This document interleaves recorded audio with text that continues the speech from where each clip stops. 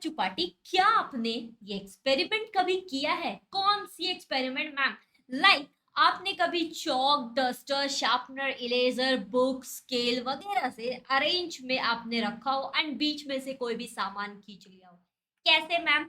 Like table पे आपने सब कुछ अरेंजिंग में रख दिया हो और बीच से कोई भी एक बुक आपने खींच लिया हो, तो क्या आपको कुछ दिखा है? तो दिखता ये है कि मैम ऊपर के जो सारे बुक्स है वो गिर जाते हैं। या फिर आप कभी ये मान लो कि आपके बुक शेल्फ से आपके सारे बुक्स अरेंज में रखा हो और बीच से आप कोई भी बुक खींच लोगे तो क्या होगा?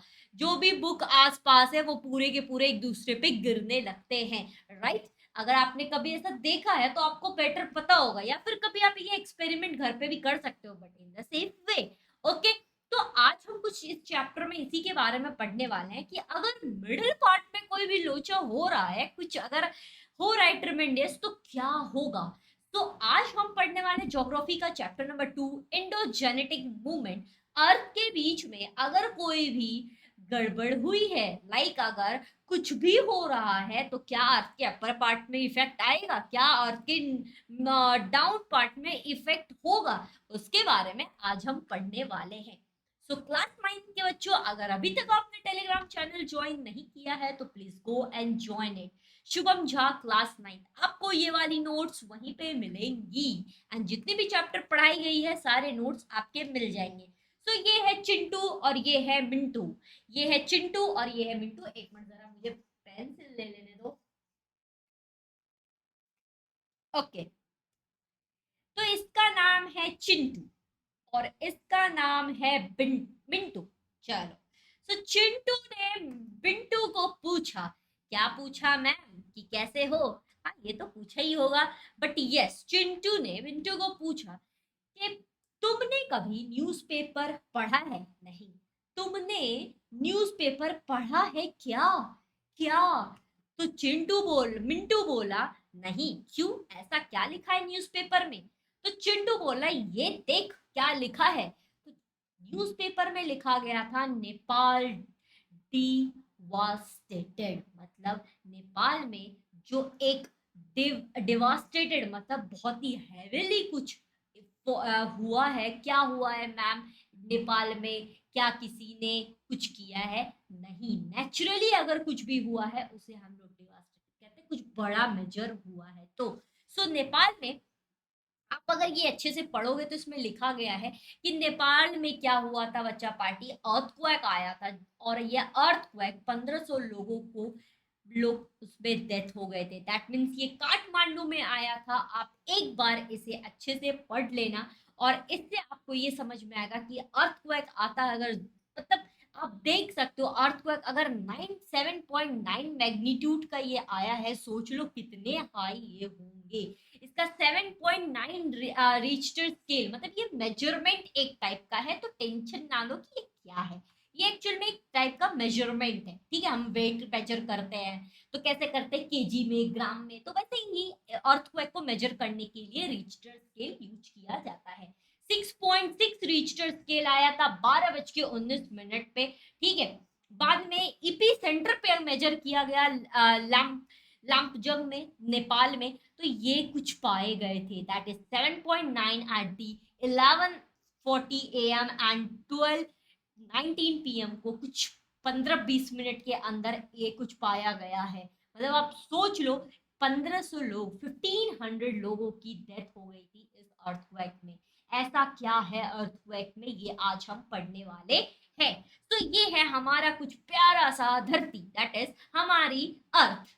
तो अर्थ पे आप ये देख रहे हो, ये जो येलो पार्ट में है इसे हम लोग कहते हैं कोर। अर्थ का सबसे, आप कह लो, देखो ऐसे आप अगर देखने जाओगे ना गोल में, तो ये सबसे मतलब इनर पार्ट आता है, ठीक है? मतलब कह लो लो पार्ट आता है। आप जैसे ये हमारी अर्थ है, ठीक है? आप ऐसे गोल अर्थ ले लोगे अगर, तो ये हमारा सबसे लो पार्ट आएगा, ठीक है? मिडिल पार्ट भी हम इसे कहते हैं। सो अर्थ के जो मिडिल पार्ट हो गया आपका, उसे हम लोग कोर कहते हैं। एक्चुअल कोर भी दो पार्ट में डिस्ट्रीब्यूटेड है, इनर कोर, आउटर कोर। उससे हम जब एक लेयर ऊपर जाते हैं तो उसे हम मेंटल कहते हैं ना, इसे हम मेंटल कहते हैं, मेंटल नहीं कहते हैं, ठीक है? उससे अब हम थोड़ा सा ऊपर लेयर पे जाएंगे तो जिसे हम कहते हैं एंथोस्फीयर, एंथोस्फीयर जिसे हम क्रस्ट भी कहते हैं, क्रस्ट भी कहते हैं। So if someone asks you कि कितने पार्ट में डिवाइड है हमारा अर्थ, तो lithosphere, crust, mental and core, core भी दो पार्ट में, outer and the inner core. चलो तो येलो से तुम्हें ये समझ में आ रहा होगा, ओ माय गॉड, मतलब अंदर तो आग जल रही है, आग जल रही तभी तो येलो येलो है। ठीक है, चलो तो इसके बारे में हम देखेंगे, आगे भी पढ़ेंगे, बट अभी आप सिंपली डायग्राम को समझ लो। आगे देखते हैं नेक्स्ट कि ये इंडोजेनेटिक मूवमेंट क्या है। एक्चुअल में various type of natural event होते रहते हैं, तो let's study this paragraph. Various natural events occur on the earth from the time to time. The flood, storm, snowfall, extreme rainfall, etc. Similarly, because of the movement below the earth's surface, natural event like the earthquake, volcanic eruption occurs. For the organism living on the earth, these events are disastrous and there is a loss of life, property because of the natural calamities. In this lesson, we are going to introduce the endogenetic, that is internal movement. समझ में तो आ ही गया होगा प्यारे प्यारे बच्चों। ये paragraph ये कहते हैं कि हमारे अर्थ पे नेचुरल कैलामिटीज होते रहते हैं, ठीक है, कभी फ्लोड आ जाता है, कभी फ्लोड्स आता है, स्नोफॉल होता है, स्टॉर्म्स आ जाते हैं, तो बहुत सारी चीजें होती रहती है, ये सब नेचुरल है, इसे आप रोक नहीं सकते हो। ठीक है, जिसे आप रोक नहीं सकते वो नेचुरल कैलामिटीज है। ओके, तो रोक नहीं सकते, तो ये होता कब है, हमें पता कब चलेगा। एक्चुअल में अर्थ अर्थ के नीचे इंटरनल पार्ट में जब कोई भी मूवमेंट होता है तो उसे हम क्या कहते हैं, इंडोजेनेटिक मूवमेंट कहते हैं। आपने अभी जस्ट देखा था कि अगर हम बीच से कोई भी नोटबुक निकाल ले तो क्या होता है, नीचे पार्ट में भी थोड़ी सी मूवमेंट होती है एंड अपर पार्ट में भी बुक्स हिल जाते हैं। तो वैसे ही अर्थ के साथ भी होता है कि अगर हम बीच में कुछ भी लोचा हो रहा है तो क्या होगा, अपर तो जाएगा ही जाएगा एंड लोअर का भी सिस्टम हिल जाता है, मतलब लोअर भी डिस्टर्ब हो जाता है। तो हम जब अर्थ के इंटरनल पार्ट के बारे में पढ़ते हैं या फिर अर्थ के इंटरनल मूवमेंट के बारे में पढ़ते हैं तो उसे हम लोग क्या कहेंगे, इंडोजेनेटिक मूवमेंट कहेंगे। आप देखोगे चैप्टर नंबर 3 और 4 में कि एक्सोजेनेटिक मूवमेंट है। एक्सोजेनेटिक क्या, अर्थ के ऊपर वाले पार्ट में, तो अर्थ के जब हम एक्सटर्नल पार्ट में पढ़ेंगे तो वो आपका एक्सोजेनेटिक होगा, बट अभी हम इंडोजेनेटिक पढ़ रहे हैं। चलिए, इंटरनल पार्ट में ये आप कुछ इमेजेस देख रहे होगे, यहाँ पे लावा निकल रहा है, आग निकल रहा है, तो इसे हम लावा कहते हैं। ठीक है, अब ये लावा आप देख रहे हो, ये क्यों निकल रहा है, क्योंकि अर्थ के मिडिल पार्ट में मेंटल में मेंटल में ट्रिमेंडियस कुछ हुआ होगा, नेचुरल कैलामिटीज है ये, इसे हम रोक नहीं सकते हैं, वोल्केनो जिसे हम कहते हैं। चलो, let's classify the internal movement. Internal movement को जरा सा क्लासिफाई करते हैं, basic classification of internal movement और मूवमेंट कौन सी होती है। तो सबसे पहला बेसिक क्लासिफिकेशन क्या है, वेलोसिटी। सबसे पहला बच्चा पार्टी क्या है आपका, वेलोसिटी। तो ये वेलोसिटी क्या है, एक्चुअल में there are the two type of velocity. Slow movement होता है ऑकर एंड सडन मूवमेंट होता है। स्लो मूवमेंट तो तुम लोग को पता होगा, वर्ड से ही समझ में आ रहा होगा, कोई भी चीज जब स्लोली हो रहा है, धीरे धीरे, तो उसे हम क्या कहते हैं, स्लो मूवमेंट। एंड कोई भी चीज जब फास्ट में हो रहा है, क्विक में हो रहा है, सडन में हो रहा है, तो उसे हम लोग क्या कहते हैं, सडन मूवमेंट कहते हैं। तो हमारी कॉन्टिनेंट क्या होती है, एक्सटेंट होती है, आप लोग को पता होगा। आप बहुत टाइम लगता है, तुरंत नहीं होता ये चीज, काफी इयर्स लगते हैं एक जगह को दूसरे जगह तक जाने के लिए। दैट मीन्स ये अर्थ क्या हो रही है, एक्सटेंड हो रही है। अर्थ आप जैसे अभी यहाँ हो तो कुछ सालों के बाद आपका अर्थ खुद पे खुद वो एक्सटेंड होता है, आपको पता भी नहीं चलेगा। अब ऐसा थोड़ी कि अर्थ गोल गोल घूम रहा है तो हम लोग को पता चल रहा है, नहीं पता चल रहा है ना। तो यस, इट्स एन नेचुरल, मतलब ये एक होते रहता है, प्रोसेस है। ओके, तो जो चीजें स्लोली होती है, स्लोली मूवमेंट में क्या क्या आता है, तो वो है ऑकरिंग कंटिन्यूसली। कंटिन्यूसली ये होते रह रहा है, मतलब अभी भी हो रहा है और हमें पता नहीं चल रहा है। तो लाइक माउंटेन, माउंटेन जब बिल्ड होता है, क्या हमने देखा, ओ अभी हम सो रहे हैं, सुबह उठे माउंटेन बन गया, नहीं, ये माउंटेन बहुत साल लगता है इसे बनने में, एक कॉन्टिनेंट को बनने में काफी टाइम लगता है। तो ये स्लो प्रोसेस है, ऐसा नहीं है कि रात में हमने सपने देखा, ओहो माउंटेन बन गया, सुबह आंख खोला, अरे वाह मैंने तो माउंटेन बना लिया। ऐसा नहीं होता है। सडन मूवमेंट क्या होता है, जो चीज फटक से होता है, क्विक, जैसे आपका वोल्केनो, वोल्केनो बता के आता है क्या, अरे रुक रुक रुक मैं आ रहा हूँ, अरे भाग भाग भाग अर्थक्वेक आ रहा है, ऐसा होता है क्या? नहीं, वो क्या कहता है, वो कभी भी आ जाता है, तो वो बता के नहीं आता है। पहला क्लासिफिकेशन आपका यही है। सेकंड क्लासिफिकेशन है डायरेक्शन, रास्ता। तो एक होता है आपका हॉरिजॉन्टल मूवमेंट और एक होता है आपका downward and the upward movement. मतलब एक हॉरिजॉन्टल मूवमेंट होता है, ठीक है, हॉरिजॉन्टल मूवमेंट, और एक होता है आपका अपवर्ड जाएगा या फिर डाउनवर्ड आएगा। नेक्स्ट जो आपका क्लासिफिकेशन है वो है आपका लैंड फॉर्म, लैंड फॉर्म होते रहता है। तो दो टाइप का होता है, एक आपका कॉन्टिनेंट बिल्डिंग होती है जिसमें आपके कॉन्टिनेंट बिल्ड होते रहते हैं। पहले वेलोसिटी में हमने क्या देखा था, स्लो मूवमेंट में वो स्लोली एक्सटेंड हो रहा है, बट हम लैंड फॉर्म में क्या दे रहे हैं कि क्रिएट हो रहा है कॉन्टिनेंट, या फिर आपके प्लाइट्यूज या फिर आपके हाईलैंड क्रिएट हो रहे हैं। नेक्स्ट इज आपके नेक्स्ट जो बी है हमारा, दैट इज लैंड फॉर्म में, वो है हमारा माउंटेन बिल्डिंग। माउंटेन बनता है दो टाइप का, एक होता है आपका फोल्डिंग माउंटेन के थ्रू बनता है, एक होता है फॉल्टिंग माउंटेन। टेंशन न हो उस, अब भी हम लोग देखेंगे कि फोल्डिंग और फॉल्टिंग होता क्या है। चलो, तो यहां तक आप लोग को समझ में आ गया। सबसे पहले हम देखने वाले हैं वेलोसिटी का सबसे पहला movement, that is the slow movement. So first is the slow movement. The effect of the slow movement can be seen in the form of formation of the mountain and continent of the earth crust. मतलब हमने ये देखा कि वो mountain क्या हो रहा है, फॉर्मेशन हो रहा है, एंड कॉन्टिनेंट भी क्या हो रहा है, फॉर्मेशन हो रहा है। सो दिस इज इफेक्ट, इसका क्या है, देखो, दो effect and pressure and tension. पहले ये प्रेशर और टेंशन को समझो, ठीक है, प्रेशर और टेंशन को समझो जरा। पहला जो हमारा है, the direction of the waves movement, मतलब फर्स्ट हमारा है कि जब ये प्रेशर होता है तो वेव्स का डायरेक्शन कैसा होता है। एक्चुअली जब हम प्रेशर में रहते हैं तो हम क्या करते हैं चीजों को ना, लाइक अभी हम एकदम रिलैक्स्ड है, ठीक है, और जब हमें प्रेशर आ रहा है, प्रेशर आ रहा है, प्रेशर आ रहा है, प्रेशर आ रहा है, तो हम क्या करते हैं चीजों को कोलैप्स करने की कोशिश करते हैं। तो प्रेशर में क्या होता है, हम पास आते हैं। टेंशन जब होता है, मान लो किसी से झगड़ा हुआ, तो क्या करोगे आप, दूर जाओगे ना, कि नहीं बैठ के झगड़ा करोगे, नहीं।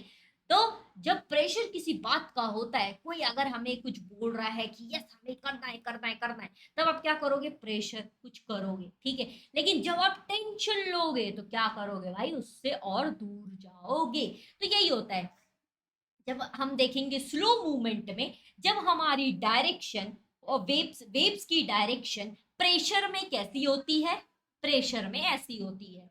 जब हमारी वेव्स की डायरेक्शन टेंशन में कैसी होती है, तो दूर जाती है, ठीक है। अब हम देखते हैं effect of hard rocks. Hard rocks मतलब कोई एक हार्ड सब्सटेंस, जब ये हार्ड सब्सटेंस होती है ना, तो प्रेशर में, मैंने आप लोग को बोला हार्ड सब्सटेंस भी प्रेशर में क्या होता है, पास आता है। मतलब ये आपका दो चीजें हैं, ठीक है। जब आप मान लो ये दो माउस है, ठीक है, दो माउस है, दो माउस को हमने रखा, pressure pressure pressure pressure pressure pressure दिया, और ये प्रेशर के कारण क्या हो रहा है भाई, पता चला ये धुल गया और सा बन गया, ठीक है। तो यही होता है, जब आप देखोगे, आप आटे के, लाइक आटा जब आप गूंदते हो ना, जो वो बनता है रोटी वाला लोई, लोइया कहते हैं ना, तो वो जब आप प्रेशर दोगे, प्रेशर देगा, प्रेशर देगा, क्या होता है, ऐसा चपटा हो जाएगा, तो उसे हम कहते हैं फॉल्ट, हार्ड सब्सटेंस को, ठीक है। और जब हम उसे टेंशन देंगे तो वो हो जाएगा ऐसे कुछ, वो भी फॉल्ट हो जाता है, मतलब टेंशन में वो दूर चले जाता है। अब हम देखते हैं सॉफ्ट सब्सटेंस में। सॉफ्ट सब्सटेंस में क्या होता है, जब हम फोल्ड करते हैं, ठीक है, तब भी जब हम प्रेशर लेते हैं तो वो क्या होता है, फोल्डिंग होता है, ठीक है। और जब हम टेंशन लेते हैं तो वो क्या होता है, फॉल्ट होता है। तो यहाँ तक आपको पता चला कि क्या होता है, डायरेक्शन जब वेव्स का होता है तो क्या होगा, पास आएगा, टेंशन लोगे दूर जाएगा। हार्ड सब्सटेंस में भी, हार्ड सब्सटेंस को जब प्रेशर लोगे तो वो पास आएगा, जिसे हम फॉल्ट कहते हैं। टेंशन लोगे तो दूर जाएगा, जिसे हम फॉल्ट कहते हैं। सॉफ्ट सब्सटेंस को जब हम प्रेशर देते हैं तो वो क्या होता है, फोल्ड होता है। सॉफ्ट सब्सटेंस को जब हम टेंशन देते हैं तो भी वो क्या होता है, तो वो फॉल्ट होता है। समझ में आया? चलो, अब हम लोग आगे बढ़ते हैं, देखते हैं नेक्स्ट माउंटेन बिल्डिंग मूवमेंट, जिसे हम ओरोजेनिक भी कहते हैं। लेट्स टेक एक एग्जांपल। अभी हम देखेंगे एक एग्जांपल, एक हम जरा सा 30 सेंटीमीटर का लॉन्ग पेपर स्ट्रिप लेते हैं, ठीक है। इसमें हम प्लेस करते हैं बोथ हैंड, मतलब एक हमने क्या किया, लेट्स टेक दिस, ठीक है। और हमने क्या किया, मतलब हम कॉम्प्रेशन कर रहे हैं। कॉम्प्रेशन मतलब क्या हो गया कि लाइक हम ऐसे दोनों साइड से पकड़े हुए हैं, ठीक है। अब जैसे ही हम ये हम एक दूसरे मतलब दोनों पॉइंट को हम दूर रख रहे हैं, ठीक है। अब दोनों पॉइंट को जैसे ही हम पास पास पास पास रख रहे हैं, पास पास ला रहे हैं, तो ये क्या हो रहा है, कॉम्प्रेशन हो रहा है। मतलब आप देख रहे होगे कि ये माउंटेन जरा सा बन रहा है, ठीक है। तो ये कुछ एग्जांपल है, ऐसे ही माउंटेन बनता है, मतलब ऐसे ही कॉम्प्रेशन अभी है माउंटेन, ठीक है। कोई प्लेन जगह है वो अभी ऐसे है फिलहाल, और धीरे धीरे धीरे धीरे ये कॉम्प्रेस हो रहा है, कॉम्प्रेस हो रहा है, कॉम्प्रेस हो रहा है, तो आप देखोगे ऐसे माउंटेन बन गया। चलो अब हम लोग देखते हैं नेक्स्ट वन। तो हमने अभी जस्ट देखा कि ये क्या होता है, एक बार आप जरा इसे पढ़ लेना, नोट्स मिलेगा तभी। नेक्स्ट है हमारा फोल्ड माउंटेन। फोल्ड माउंटेन में हमने अभी देखा कि यही है आपका फोल्ड माउंटेन, देख रहे हो अभी तक ये भाई ऐसा है, मतलब कि हमने इसे कॉम्प्रेशन दिया था, और कॉम्प्रेशन की वजह से ये क्या हो रहा है, ये अभी तक आपका अपर लेयर फॉर्म हो गया है, ठीक है। ऐसे डाउन से अपवर्ड चला गया, अभी तक ये फॉर्म हो गया है, ओके, जिसे हम कॉम्प्रेशन कहते हैं, अनफोल्ड माउंटेन भी कहते हैं। B is the folded part of the mountain, ये देखो ऐसे ही फोल्डेड पार्ट होता है, यहाँ देख रहे हो आप बीच बीच में लाइनिंग बन रहा है, तो ये एक दूसरे से फोल्ड हो रहे हैं। Next is image of the Himalayas, देखो हिमालयास का कुछ इमेज ऐसे है, ऐसे प्रेशर, यहाँ पे क्या हो रहा है, प्रेशर आ रहा है, कॉम्प्रेस किया जा रहा है, कॉम्प्रेस किया जा रहा है, फिर ये ऐसे माउंटेन बन जाएगा, एडजस्ट। चलो नेक्स्ट हम लोग देखते हैं कि energy is transferred from the inner of the अर्थ, मतलब एनर्जी ट्रांसफर होता है हमेशा inner of the earth, because of this energy the wave and the pressure working towards the, पढ़ लेते हैं प्यार से, because of this energy waves and the pressure working towards each other and horizontal direction the layer of the soft rock from the folds, ये soft rock है, ऐसे ऐसे ऐसे प्रेशर इसको मिल रहा है, ये फोल्ड होते जा रहा है। If the pressure is high, अगर प्रेशर ज्यादा है तो लार्ज स्केल पर फोल्ड होगा, मतलब कॉम्प्लेक्सिटी ज्यादा होगी, मतलब मान लो जोर जोर से फोल्ड करेंगे तो पता चला ऐसा हो गया, ठीक है, तो मतलब हाई लेवल का फोल्ड हो जाता है। As the result, the surface of the earth gets uplifted and mountain form. इसकी वजह से दोनों साइड से प्रेशर पड़ रही, इसकी वजह से हम कह सकते हैं कि अपलिफ्ट हो रहा है, नीचे से प्रेशर पड़ रहा है साइड से, इसलिए ये क्या हो रहा है, अपलिफ्ट हो जा रहा है। The Himalaya unravels the rocks and these and the Alps are the major fold mountain. ये कुछ एग्जांपल है आपके फोल्ड फोल्डिंग माउंटेन्स के। अब एक और एग्जांपल जरा सा हम लेते हैं, let's take a long strip thin paper. Long लेते हैं जरा सा, ये देखो अभी जैसा आपका, एक मिनट, पेपर भी फाड़ना थोड़ा सोच समझ के, पता चला कि हमने कुछ और ही पेपर फाड़ दिया काम की चीजें। चलो अब ऐसे ये, ठीक है। अब हम क्या करेंगे, अभी हमने कंप्रेशन देखा था, दैट मीन्स हम इसे पास पास पास पास ला रहे थे, कंप्रेस कर रहे थे, प्रेस कर रहे थे, प्रेशर। अब हम क्या करेंगे, टेंशन लेंगे, मतलब दोनों एंड से पकड़ करके हम इसे पुल करेंगे, बट ये फट नहीं रहा है, ये भी बड़ी बात है, मजबूत पेपर है, बट हम इसे क्या करेंगे बच्चा पार्टी, इसे पुल करेंगे। जब हम इसे पुल करेंगे तो अब देखो क्या हो गया, टेंशन, मतलब झगड़ा हुआ और ये दोनों झगड़ा करके दूर हो गए। तो देखा आपने, लाइव एग्जांपल। चलो नेक्स्ट हम लोग देखते हैं ब्लॉक माउंटेन। तो ब्लॉक माउंटेन कुछ इस प्रकार से है। ब्लॉक माउंटेन में क्या होता है, तो ये आपका प्लेन सरफेस था, ठीक है। इसे आप जरा अच्छे से पढ़ लो। The because of the interior movement, the horizontal wave moving away from each other are formed. This cause the tension on the layer of the rock. This lead the formation of the fracture in the rock. This known as the fault. The similarly waves come from towards the each other in the hard rock also for the fault due to compression. आप देख रहे हो दोनों side से compression हो रहा है और बीच का जो पार्ट है वो अपलिफ्ट हो रहा है। अपलिफ्ट होने की वजह से ये दोनों पार्ट जो अपलिफ्ट हो रहा है इसे हम लोग कहते हैं फॉल्ट हो रहा है। मतलब आप देख रहे हो ऊपर जा रहा है, इसके ऊपर ये चढ़े जा रहा है, इसे हम क्या कहेंगे, फॉल्ट हो रहा है। ये आपका ब्लॉक माउंटेन का एग्जाम्पल है। जैसे आप यहाँ पे देखोगे एक एग्जाम्पल है आपका मेघालय प्लेट्यू का, ठीक है। आप देख लो यहाँ पे क्या है, पैरेलल ही है सब कुछ, पहले क्या था, एकदम पैरेलल में था, मतलब पैरेलल नहीं आप कह सकते हो, प्लेन रीजन था। अपलिफ्ट इसे मिलते गया, प्रेशर मिलते गया, ठीक है, फॉल्ट होते गया, एंड ये जा करके क्या बना दिया भाई, फ्लैट सरफेस को भी ये क्या बना दिया, थोड़ा सा माउंटेनी रीजन बना दिया। और ये एग्जांपल है आपका मेघालय का। नोट्स मिलेगा तो अच्छे से इसे जरा पढ़ लेना, क्योंकि मैं आपको अच्छे से एक्सप्लेन कर रही हूँ कि क्या क्या होता है। नेक्स्ट हम पढ़ते हैं रिफ्ट वैली के बारे में। रिफ्ट वैली में जरा सा चीजें उल्टा होता है। जैसे हमने ब्लॉक माउंटेन में ये देखा था कि ये जो आपका माउंटेन है, इसे ये बीच का जो आपका प्लेस है, इसे हम जब साइड से प्रेशर प्रेशर करेंगे तो ये अपलिफ्ट होता है। बट रिफ्ट वैली में क्या होता है, जब हम इसे प्रेशर प्रेशर प्रेशर करेंगे तो ये डाउन लिफ्ट होता है। ये देख रहे हो, कुछ इस प्रकार से होगी कि लाइक डाउन लिफ्ट। बट ये दोनों साइड क्या हो रही है, फॉल्ट हो रही है। दोनों साइड क्या हो रही है, फॉल्ट हो रही है। मतलब आप देख रहे होगे कि ये कुछ ऐसा लेयर बना रहा है जिसे हम क्या कहते हैं, फॉल्ट कहते हैं। ठीक है, तो आप रिवर देखते होगे। ओ, हमने बचपन में एक सीनरी बनाया था, ऐसे माउंटेन है, बीच में से रिवर जा रहा है। तो ये जो माउंटेन के बीच में रिवर जाना है ना, इसे ही कहते हैं रिफ्ट वैली। ठीक है, ये माउंटेन के बीच से पानी जा रहा है, इसे हम लोग कहते हैं रिवर, इसे कहते हैं rift valley. Okay, the land is between the two fracture sites and the subsidy is deep, is called rift valley. Both the slope of the rift valley are steep. ये कैसा है बच्चा पार्टी, ये स्टिप में। ये कैसा है, ये स्टिप में, ऐसे ऐसे है। मतलब आप देख रहे हो ये वाला, मतलब ये दोनों साइड आप देखोगे तो ऐसे स्टिप में, स्लोप में। ओके, चलो अब हम लोग नेक्स्ट देखते हैं कॉन्टिनेंट बिल्डिंग, जिसे हम इपियोजेनिक मूवमेंट भी कहते हैं।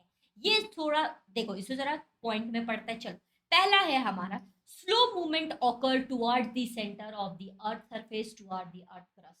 यहाँ पे थोड़ा सा स्लो मूवमेंट होता है, फटाक से यहाँ पे नहीं होता है कोई भी movement. Because of this movement a vast part of the earth crust is uplifted. इसकी वजह से धीरे धीरे क्या होता है, अर्थ का जो भी पार्ट है वो अपलिफ्ट होते रहता है। The part of the earth crust is uplifted, जिसे हम सी लेवल, जिस मीन सी लेवल भी जरा सा फिर ऊपर ऊपर जाने लगता है। The movement that is called the continent building, मतलब इसे ही हम लोग क्या कहते हैं, कॉन्टिनेंट बिल्डिंग कहते हैं। जहाँ पे आपका क्या होता है, अर्थ का स्लोली मूवमेंट होता है, अर्थ का जो कोर पार्ट है वो भी ऊपर ऊपर की तरफ जाने लगता है, अपलिफ्ट होने लगता है। तो हर एक लेवल ऊपर होने लगेगा। चलो अब हम लोग देखते हैं सडन मूवमेंट, फटाक से जो मूवमेंट होती है उसे हम अर्थक्वेक कहते हैं। अर्थक्वेक का मेन, अर्थक्वेक मतलब earthquake, earth means ground, quake means trembling. Quake means trembling, मतलब ऐसे ये अर्थ है, बीच में से अरे धर धर धर धर धर कुछ हो गया और पता चला दोनों पार्ट अलग हो गए, तो ये आपका अर्थक्वेक होता है। Okay, so you have aquatic the magnitude and effect of the earthquake through the active activity beginning of the chapter self. हम लोग चैप्टर नंबर 1 में ही हमने देखा था कि जैसे ही हम 3-4 बुक ऐसे रखेंगे, बीच में से कुछ भी खींच लिया, पता चला हिल गया सब कुछ। ठीक है, मतलब डिस्टर्ब हो गया सब कुछ, ट्रम्बलिंग हो गया। वही आपका अर्थक्वेक का क्या है, प्रोसेस। मतलब अर्थ में भी बीच में अगर कुछ भी गड़बड़ हो रहा है तो उससे ट्रम्बलिंग होने लगता है। और अर्थक्वेक को हम मेजर किससे करते हैं, तो उससे मेजर करते हैं रिक्टर स्केल से। रिक्टर स्केल से ये सारी चीजें अर्थ के इंटीरियर में हो रही है, अंदर हो रही है। ठीक है, चल तो जरा सा हम पढ़ते हैं अर्थक्वेक के बारे में। चलो, तो अर्थक्वेक का देखो, अर्थक्वेक को थोड़ा अच्छे से समझो। अर्थक्वेक के बीच से, मतलब ये है हमारी अर्थ, ठीक है, और उसके बीच में अर्थक्वेक जब होने लगता है, जहां से जनरेट होता है, उसे हम लोग, उसे वो जगह जो आपका है उसे हम लोग कहते हैं फोकस। फोकस आपको पता होगा किसे कहते हैं, जिस जगह से कोई भी चीज शुरुआत होती है। लाइट जैसे स्काटर हो रहा है तो ये फोकस है, यहाँ से लाइट स्काटर हो रही है एक बल्ब से, ठीक है, एक पॉइंट से, वो आपका हो गया फोकस। दैट मीन्स अर्थ का, अर्थक्वेक का ओरिजिन फोकस से होता है।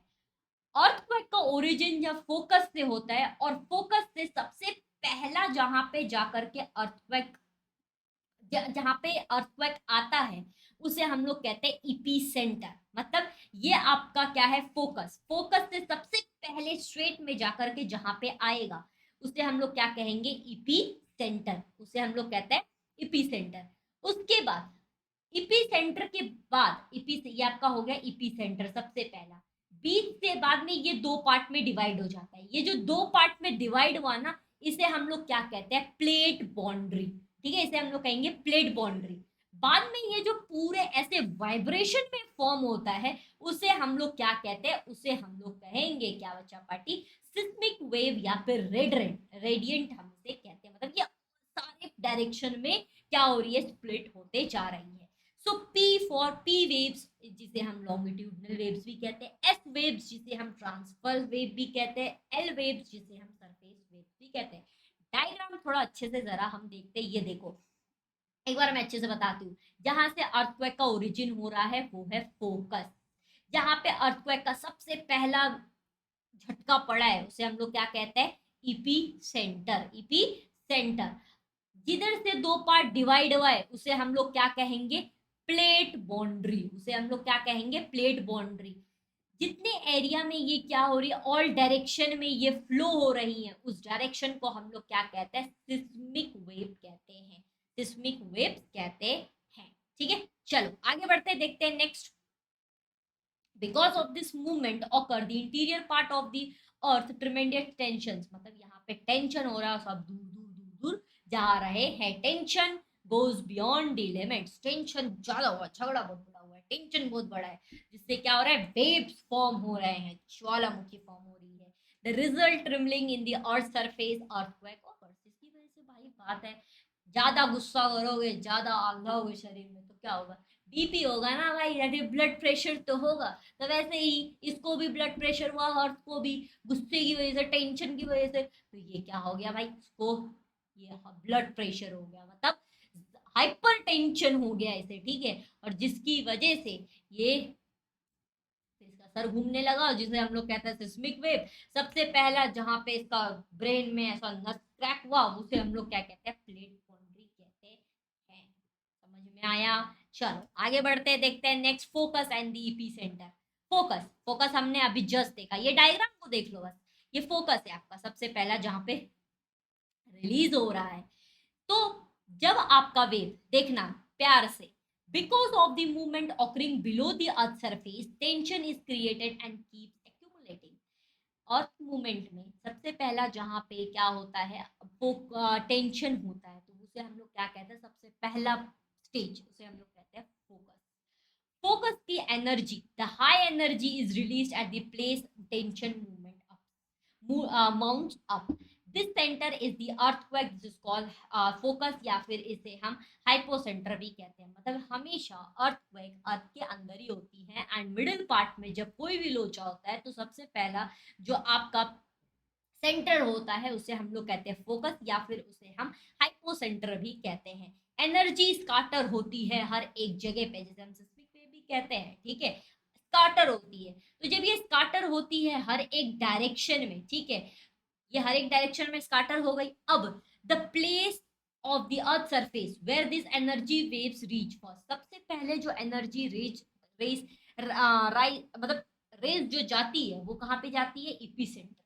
उसे हम लोग क्या कहते हैं, ईपी सेंटर कहते हैं। सबसे पहला जहाँ पे झटका लगा वहां ईपी सेंटर हो गया। उसके बाद नियरेस्ट प्लेस जो आपका है अर्थ सरफेस का, उसे हम कहते हैं पहला ट्रिमेंडर, मतलब वहां पे पता चलता है उसके आसपास की अच्छा झटका लगा है।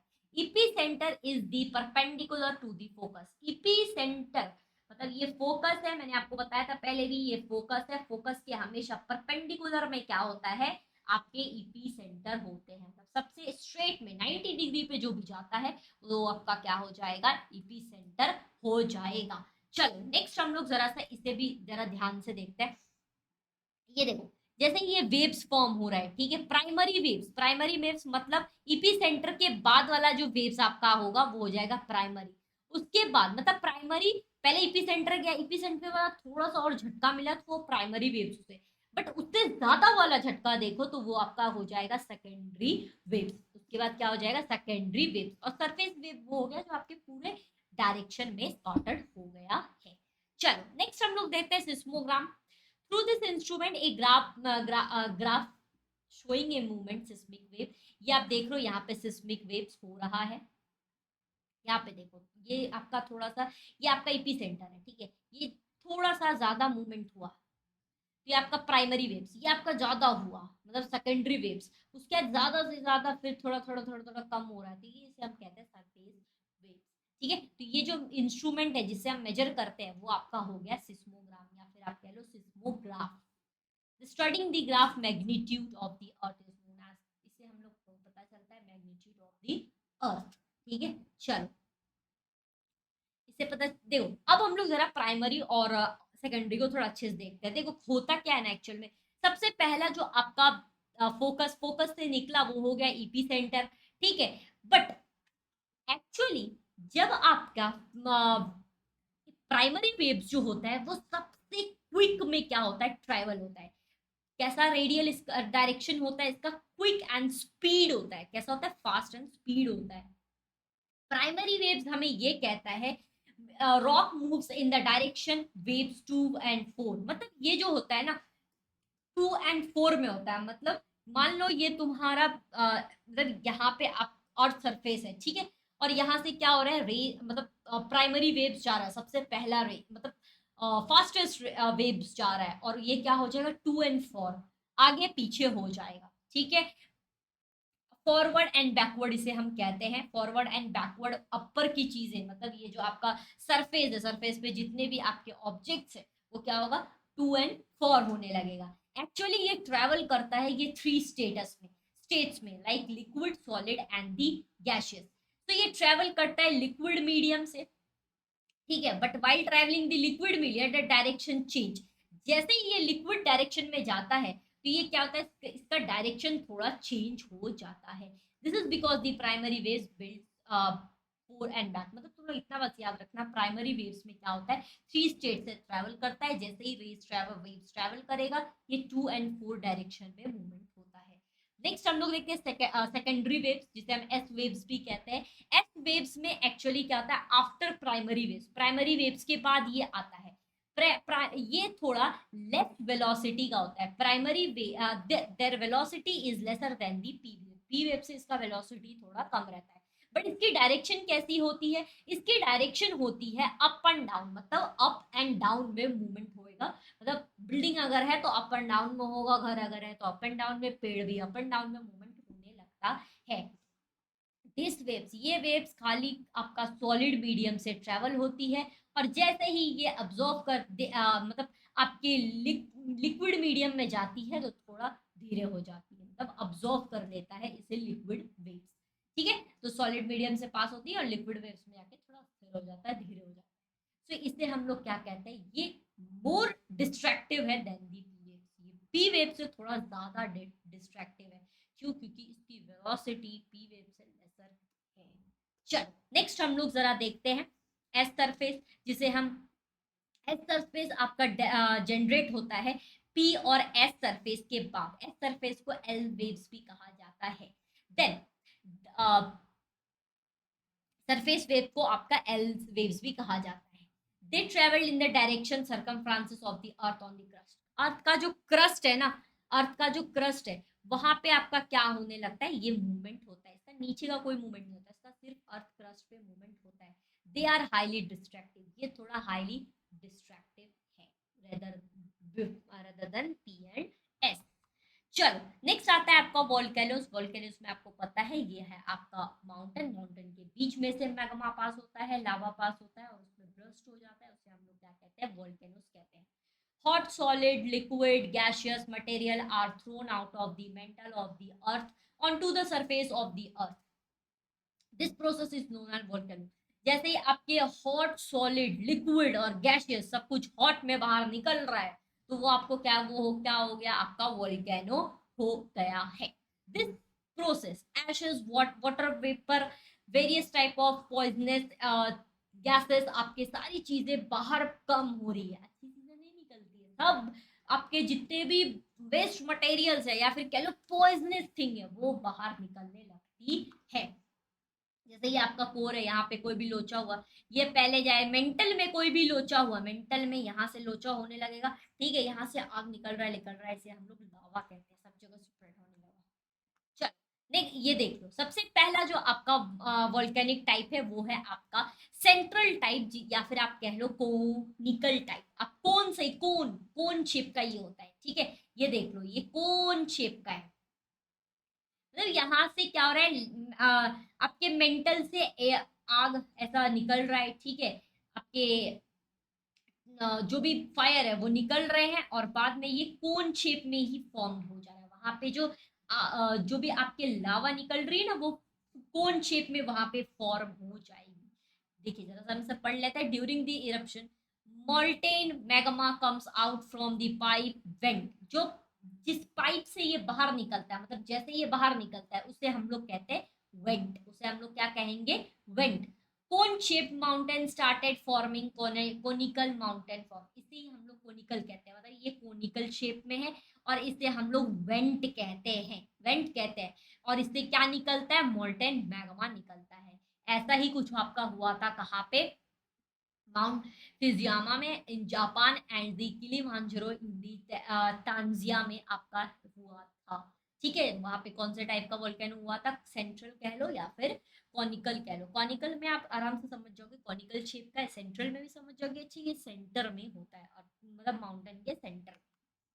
ये आपका है फिशर। फिशर में क्या होता है? थोड़ा सा अर्थक्वेक जैसा सीन होता है, मतलब यहाँ पे क्रैक होने लगते हैं, उसके बाद उसके क्या निकलने लगती है? फायर्स, क्रैकर्स निकलने लगते हैं, जिसे हम लोग क्या कहेंगे? फ्यूजर्स कहते हैं।